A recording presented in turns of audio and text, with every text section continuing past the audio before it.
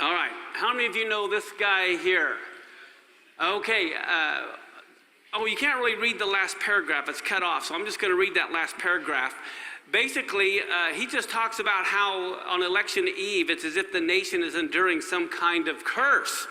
Well, I can't help but think it was was the weekend, the Torah portion, okay, when judgment fell upon the earth.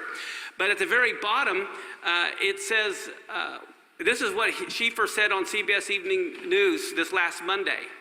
What should we expect next? That it will rain frogs? He says, oh man, that's what he says. He says, I wouldn't bet against it. It might be raining frogs, who knows?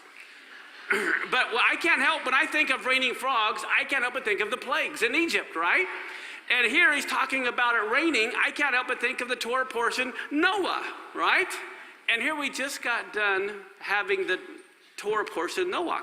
Now here's something I want to bring out that may seem confusing, but I hope to clear up the mess. First off, I want you to know that what's coming is the 58th presidential inauguration. It's the 58th. Some people say, well, wait a minute. I thought this was the 45th presidency. Well, FDR had 3 inaugurations for the one guy. You following me? So this is the 58th inauguration. Now, they say it's supposed to be the 45th president. Is that right? That's wrong. Believe it or not. Actually, it's the 45th presidency.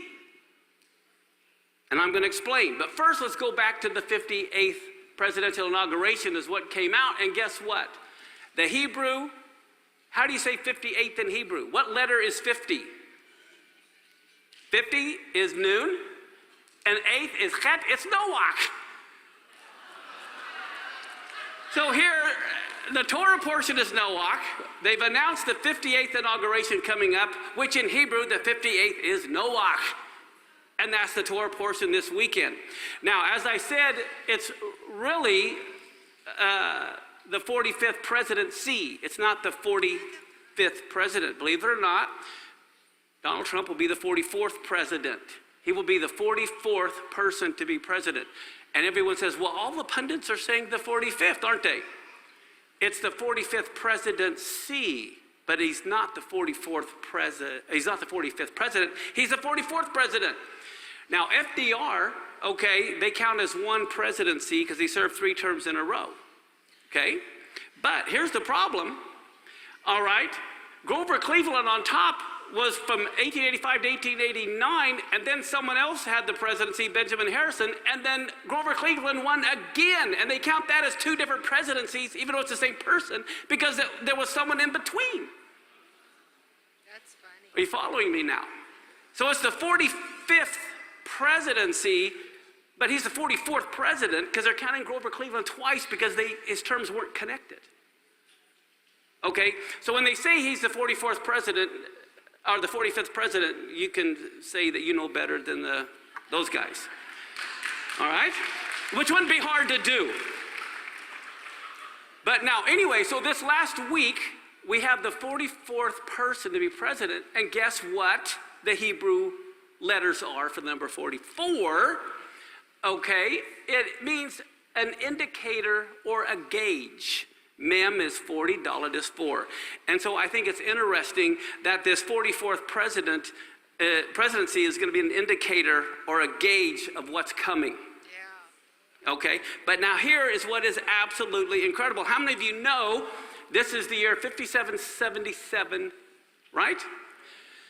The way it is written in Hebrew, I have you here, the letter Hey on the far right is the number 5, okay?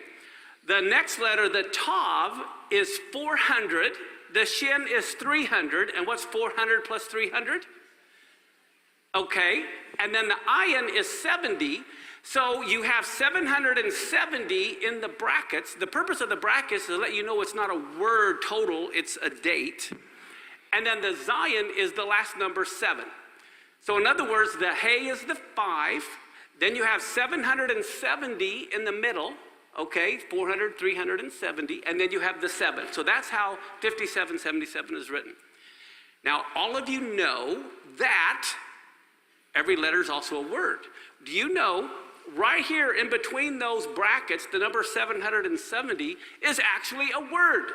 Does anybody know what word that is? That's right in the middle of those brackets. I think you'll tell us. Okay?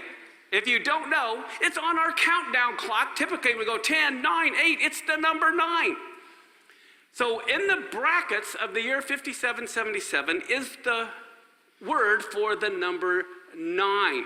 What do we know about the number 9?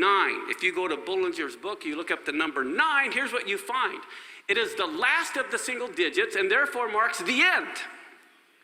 In the significance of the conclusion of a matter, it's akin also to the number 6, 6 being the sum of its factors. 3 times 3 is 9, 3 plus 3 is 6, and is therefore significant as the end of man.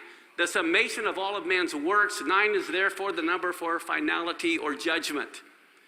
Could this be the last presidency, the last president? I don't know, but I just think this is just what's fascinating. I'm just putting it out there. I'm not saying anything is going to happen.